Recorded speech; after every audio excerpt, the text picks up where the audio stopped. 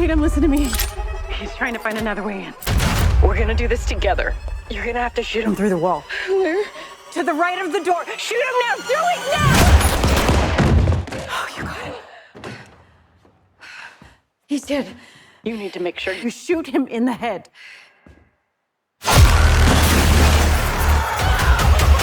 I'm gonna burn it all down. Mother!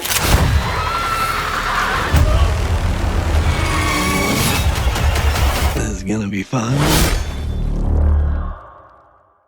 Hello, I am Jack, and today I will be talking about Scream 7, which was directed by Scream franchise creator Kevin Williamson.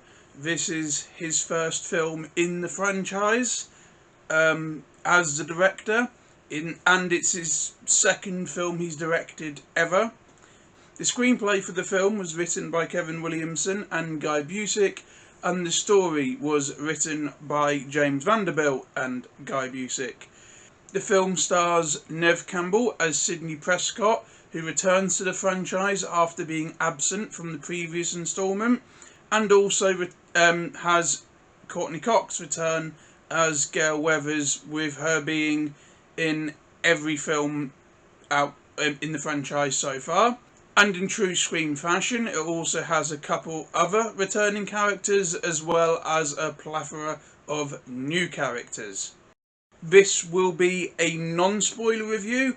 I may make a video that is more in-depth and spoilers after this. I'm not sure if I will just yet, but this video will be a non-spoiler review. However, I may make reference to some of the previous films in the franchise, so there may possibly be spoilers for Scream 1 through 6. I will try and keep that to a minimum, but I may have to make reference to some of those films. But this video will be spoiler free for Scream 7. Also, really quickly, I would like to go into what my relationship with this franchise is specifically.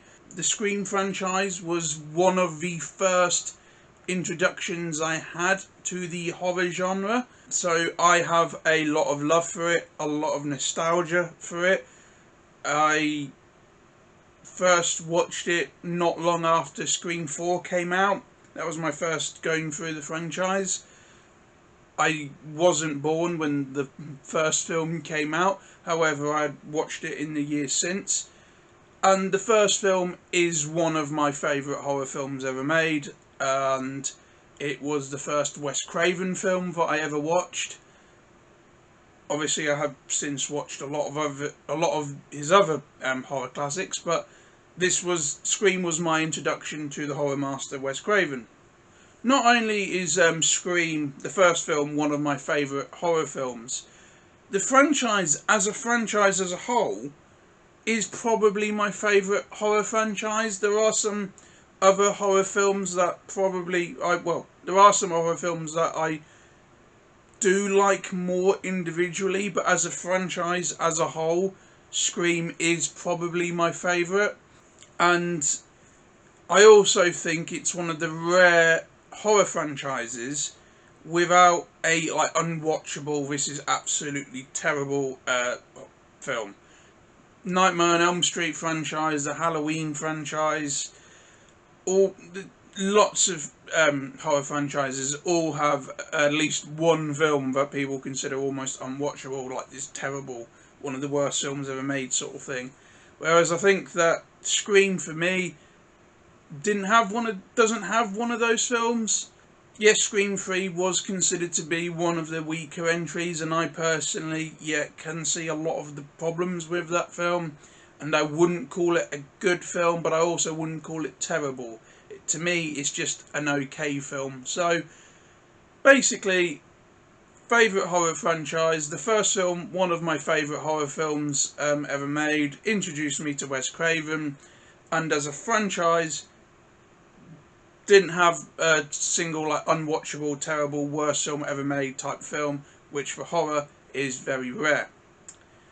However, I will have to say, unfortunately, and I do mean genuinely unfortunately, that this film, Scream 7, for me, is the closest that this franchise has come so far to breaking that record.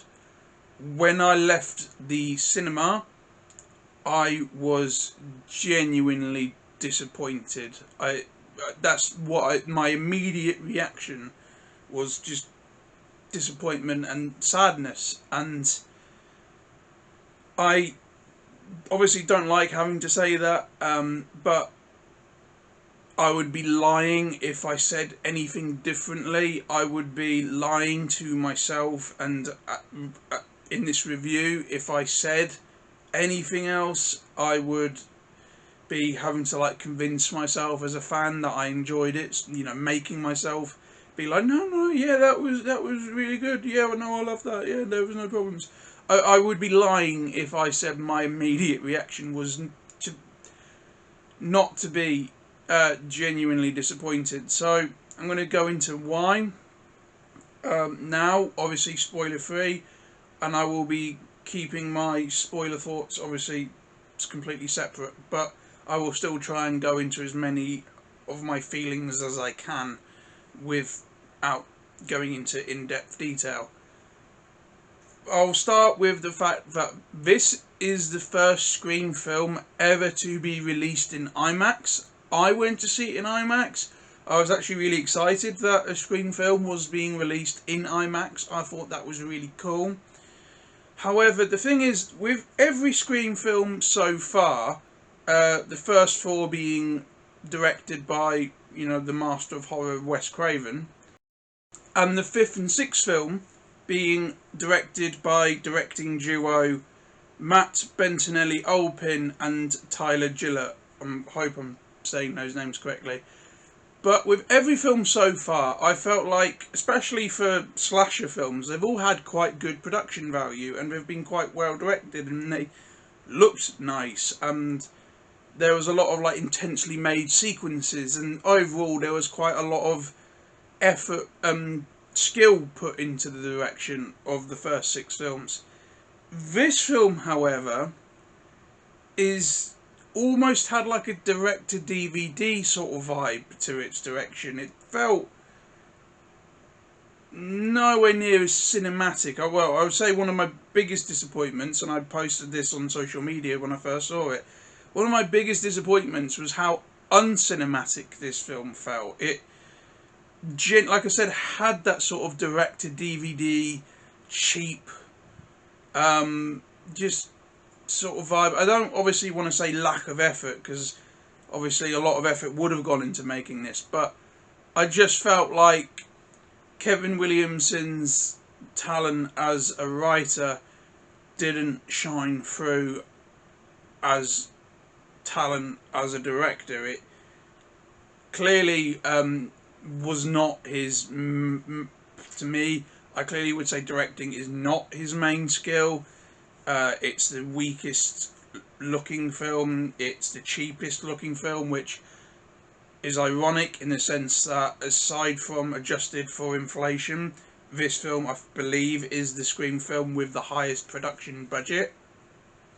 So the fact that it's the cheapest looking, the least cinematic, the one where it feels the least creative in how it was made, and the cinematography is the worst in the franchise, and the fact that it just has a cheap sort of, like I say, direct-to-DVD feel to it, that's quite ironic. And considering it is the only Scream film so far to have been, you know, released in IMAX, it's to its detriment. It isn't like an added benefit. The fact that this was on a big IMAX screen highlighted the fact that this film wasn't directed very well. It is quite cheap looking. The sets all feel really small and everything feels really contained. Even the shots which are in the town, it still just feels really sort of boxed in. Everything feels like every place they go to feels like a small location, a small location, a small location.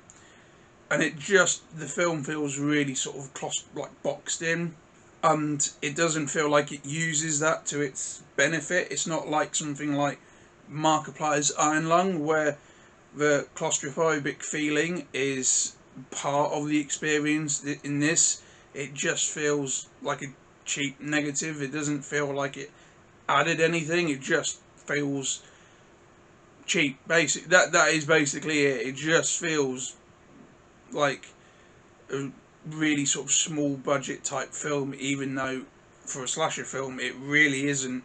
The other thing is, well, like I say, with Kevin Williams' skill as a writer, unfortunately that also doesn't really show through in this installment, because obviously the Scream films are very well known for their meta commentary. They're very self-referential. They talk about the rules on how to survive a horror film and what not to do, and how those rules change in further installments with sequels, the third film, reboots, requels. They talk about all these sorts of things. And they also do make commentary on things like how the relationship between real life violence and violence in films and TV, the negatives of social media, toxic fan behaviour. These are all things that the previous films have mentioned and touched upon and talked about in their own sort of way. I feel like the meta commentary in this film was focused on the wrong thing, and I think in fact could possibly come across as more insulting than anything else, particularly to a lot of fans. Without spoiling anything, it sort of felt like it was making fun of a lot of the fans in a way, especially as the film went on, and I just feel like it was a bit unnecessary with what happened. It's hard to talk about without spoiling it, but I do feel like the meta commentary in this film was focused on the wrong thing and came across as almost mean-spirited in a way. There is also one line specifically that's meant to be like one sort of like a badass one-liner, and not only is it not very good by itself, it is so long-winded and wordy and just, well, poorly written, that it is probably the worst line in the whole franchise, and I'm not exaggerating with that. It genuinely, when I heard it, I was blown away by what did that character just say, and this person in the cinema behind me laughed. I don't know if he was laughing with it, because he laughed at quite a lot of things that were meant to be more funny, but I don't think this line is meant to be funny at all. I think it's meant to be like a badass cool line, and it did not come across like that whatsoever. It was, like I said, not only was it just not very good anyway, it is so long-winded and wordy and a mouthful that it was just baffling, and it was actually a highlight of, oh god, that wasn't good. That was a highlight of the writing issues that this film has. It also felt like the first film in the franchise that had nothing to say really, and that it was just made because they make money. Obviously, all these films have been made because they make money. That's why we're on Scream 7. However, I feel like all the other films, or especially all the other sequels in this particular case, I should be saying about in particular, they all had effort put into them. They all felt like they had a lot of heart and soul, and they had things to say. They had a clear arc they wanted to do with the characters. They had a story they wanted to say, and maybe even some real world commentary they wanted to say. This film is the first one that had almost none of that. It doesn't really add anything. I wouldn't say the characters grow. In fact, I feel like in some aspects they sort of just are retreading on certain things, and I don't think that it doesn't really make any commentary on anything in particular aside from what I would say is misguided commentary on a certain amount of things, and I just feel like it had nothing really to say. It had no real heart or soul. You don't feel the love and the passion in this one. It genuinely felt like a right. We're going to make it. We're going to make it because it makes money. It's going to be direct to DVD, and it's just going to come out because money. And however, unlike that, they just unlike treating it like that, they released it in IMAX to highlight this overall sort of cheap feeling to it. And like I said, the IMAX is to this film's detriment and adds to the disappointment. It just highlights this sort of lack of creative passion that you can sort of feel like this film has. I'm not saying that it definitely did have a lack of passion, and I don't want it to seem like I'm digging at the people behind the scenes. But if there was a lot of love and passion put into this, you don't really feel it. It feels like a film that was being made for the sake of being made. And like I said, it didn't really add anything worthwhile, and basically the whole film just feels like it's riding on, look, Nev's back, Sydney's back. She wasn't in the last one, but she's in this one. Go on, watch it, and she's got a daughter now. Come on, see what's going on here. The whole film just feels like it's riding off of that. And I'm not saying that has no weight to it, and obviously as a fan that is quite cool to see where Sydney is at right now in her life, but I wouldn't say that concept alone is enough to carry a whole film. I also know that the Scream franchise has a lot of jump scares in it. Some still are, make you jump even on a rewatch, but a lot of them are quite tame and quite obvious. I've always said Scream as a franchise, well, especially with some of the earlier installments, is a bit like gateway horror. It's sort of like your sort of first horror film type experience. I think the violence and stuff did start ramping up, particularly in the 4th, 5th and 6th film. But I do feel like the jump scares in the early installments were always quite obvious. You knew when a jump scare was going to happen, and upon rewatch they don't get you again. They're like a one and done type jump scare. So obviously I understand that the franchise has a lot of jump scares, and horror films in general obviously tend to have quite a lot of jump scares. This film though, so much of the runtime is dedicated to build up to a jump scare. Like, a lot of it. They did a sort of a joke of it in Scream 5, where there's a scene where the music will build up and it would be a false thing, and then the music will build up again and then it would be a false thing, and they sort of made a scene in that film that is quite funny and is sort of making fun of that sort of building up to something. But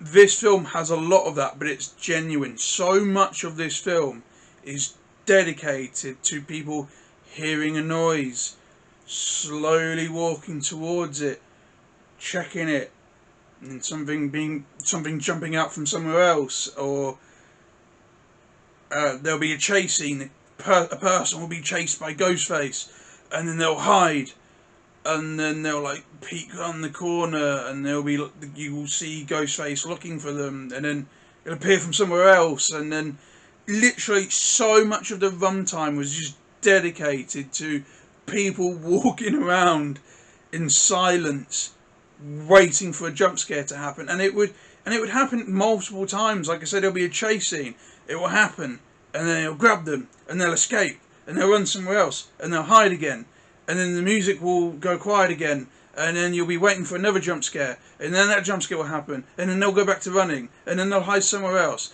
and then it literally just kept happening over and over and over again.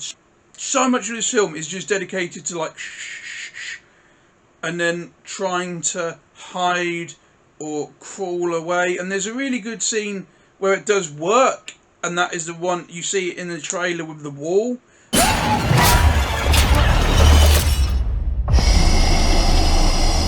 Down to the end.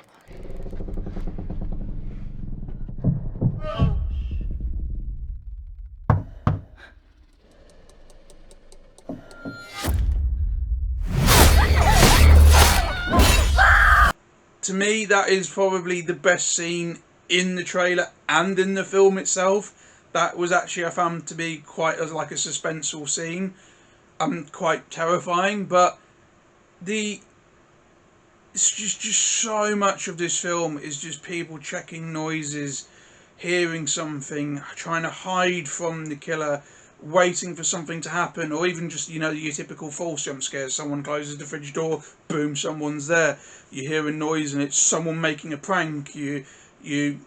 They think it's someone and it's just someone else. So much of this film is just build up to a jump scare, be it a false jump scare, an actual jump scare, a jump scare that leads into a chase scene. It is just, and it got so repetitive because it was every jump scare had to have like 30 to 40 seconds of silence before it. Nothing could just be a jump scare out of nowhere. It just had to have this build up to it. It was just so much of it. And it also did, this film also did that thing that the first Strangers film did, where you would like look at the character and then you'd have the person behind them, and it would be like a visual sort of jump scare or like really unsettling sort of thing, and it like freaked you out. And this film tries to do that quite a lot, but it's nowhere near effective. There's so much of this film where a character will be walking, and then you'll just have Ghostface in the background doing something like this.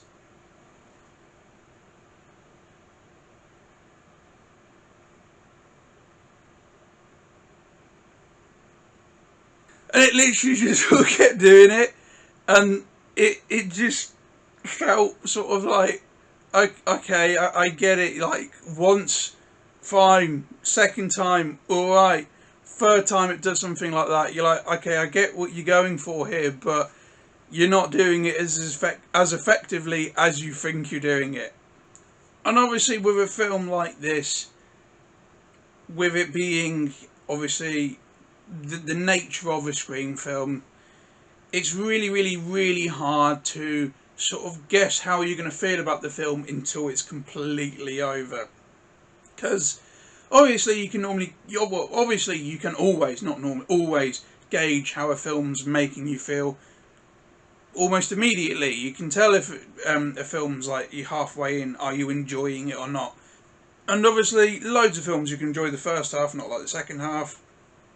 Not really like the first half, love the second half. That's obviously really common, but with a Scream film in particular, because of its nature, who lives, who dies, who's the killer, what's the killer's motivation, your feelings towards a Scream film is one of the films where your feelings can change the most drastically, depending on what happens and how. Like most, I'm trying to word that well. I know that might not make a lot of sense, but I'm just mean in terms of, because of how they play out, I feel like in terms of how your feelings can change towards a film, the Scream films are ones where your feelings can change the most and the most quickly because of how they play out. You could love a character, and if that character's killed off, you're then disappointed, and then if someone's the killer and you didn't want them to be the killer, or their motivation didn't make any sense to them being the killer, obviously your feelings can change depending on how you view it. And obviously things like that make or break Scream films. There's been characters who have been killed off in previous Scream films and people have hated that, or people have not liked the killer reveal in other Scream films, and that's been the big flaw in the film for them. But so obviously you don't know how you're fully going to feel towards a film until it's all over, and you could be loving it and then hate it because of one of those things happen. But at the same time, as having said that, there was never really a point where I was like fully on board with what was going on. I was never, aside from quite a good opening, I was never loving it. I was never there like, yes, this is really good. You know, it wasn't like I was loving it until, or I thought this was really good, but then there was never really a point with this film where I felt fully on board with what was going on, that I felt like I was fully enjoying what was going on. It always felt like I was waiting for it to get worse, and then it would get worse, and I could feel my excitement just sort of being sucked out of me the more the film went on. It wasn't a sudden change of opinion. I never went from this is great to this is shit. I just was like, as it went on, I walked in like, yes, Scream 7 IMAX, great, and it just kept going, and then by the time the credits are rolling, I was just like, okay, yeah, great. So it obviously, like I say, it's hard to gauge until it's all done how this film will make you feel, because it all obviously really depends on who dies, who's the killer, what's the twist. But yeah, there was no point in this film where I was like, yes, this is amazing, I'm loving this. It just progressively sort of was like, oh, okay. And then by the end of it, I was just sad. I would like to say, though, I don't hate this film. I don't think it's terrible. I don't think it's unwatchable. I have certainly seen worse films, and I've certainly seen worse horror films, and particularly horror sequels. But to me, unfortunately, it takes the record off of Scream 3 from being the worst installment. This is the worst Scream film. I can't ever see myself like repeatedly watching this one for the sake of watching this one. I could watch Scream 1 over and over again, but this won't ever be that. I do want to watch it again with my now sort of current mindset. Like I'm not going into it excited. I'm going into it with obviously my tempered expectations, and I will watch the film for what the film is, and maybe there'll be some more positives that I see with that mindset going in, or maybe it will just continuously like reaffirm the things that I don't like, and maybe even add in a few other things that I don't like. So I don't know. I'm actually a bit nervous to watch it again, because I don't want to hate it. I don't want to say no, it's a bad film, I don't like it, I don't recommend it. But yeah, I don't know. Obviously, if that is the case, I have to be honest. I don't want to. I'm not the sort of fan who will make themselves like something just because it belongs to the property that I'm a fan of. I'm not. I don't do that. There are people who do that, and if you do that, fair enough. I don't like to do that. I don't like to convince myself that I love something that I think is bad. So I need to re-watch it with a more tempered expectation. But as of right now, all I can say, my main feeling towards it is disappointment. Anyone who has seen any of my previous videos, or if you were to watch them after watching this one, if you haven't, I always give a film score and a entertainment value. I don't think I'm going to be able to do that on this. I really, really don't know what my final score is, and I can't give it an entertainment value so far because I'm disappointed, because my feeling towards it is disappointment. I can't say, well, it has its entertainment values this, because I didn't get any entertainment really from it on my first watch. It upset me. Now, there are still things that I liked, and I'm like, okay, that was quite cool as an individual moment, or that character was quite cool. But I can't really give it a solid entertainment score because I was disappointed by it. You know, I can't really say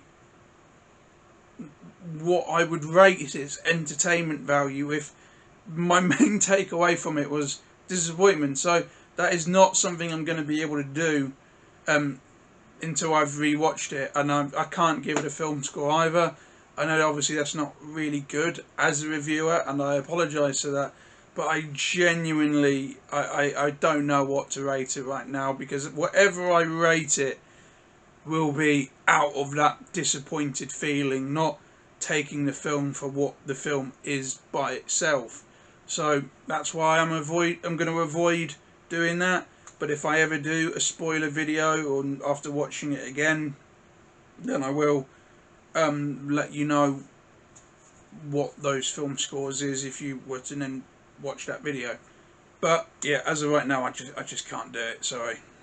I would like to end on, though, like I said, I really didn't hate it, and there were things that I thought were cool moments. Like I said, the wall scene was a good moment. The opening was quite cool. Obviously Neve Campbell's great as Sydney, and I don't want to, you know, try and take that away from her. She is obviously great as the character. Courtney Cox is great as Gale. I really, really, really enjoyed the Sydney's husband. He actually has been one of my favourite new characters. I really, really thought he was a great character, and I really enjoyed his performance. Joel McHale was honestly great in this film. And though I was originally disappointed that Sydney's husband Mark wasn't Mark Kincaid, played by Patrick Dempsey from Scream 3, I actually really, really, really liked this character Mark. I thought he was great, and I could see why he's Sidney Prescott's husband. I believed that relationship. They were great together, and he was a really cool character. And like, there were bits and pieces, a few good kills. It was great to see Chad and Mindy again, but just overall, the negatives for me outweigh those few positives. There are scenes that I liked, sequences I liked, and without spoiling it, there was also a specific concept that I liked. This film did something that I've actually wanted to see in a Scream film for quite a long time, and I won't spoil what it is. And there was the odd cool shot, but overall, the problems I had with it massively outweighed the positives that I had with it. It felt like something that I didn't really like, with a few positives in there. So I don't know. Like I say, I need to watch it again. I do, but yeah, I don't know. I don't hate it. I know that I don't hate it. I know that I don't think it's terrible, but I certainly can't say it's really good. I really enjoyed it. So yeah, those are my non-spoiler thoughts after my first watch of it. I'd be lying, like I said, if I said that my main takeaway from this film was anything but disappointment. I would still recommend you go see it, though, if you haven't. If you're a fan of the franchise, you might love this film. You might think it's great. I know that it's quite mixed. There are some people who hate it, some people who think it's okay, some people who love it, whatever. I would still recommend you go see it to make up your own mind about it. And like I say, I need to watch it again, but I can't say that I had fun watching it, and that I can't wait to watch it again. I would be lying if I said that. I would be lying if I said that my main feeling wasn't disappointment. So that's the honest truth. Because obviously this film had a lot of behind the scenes issues.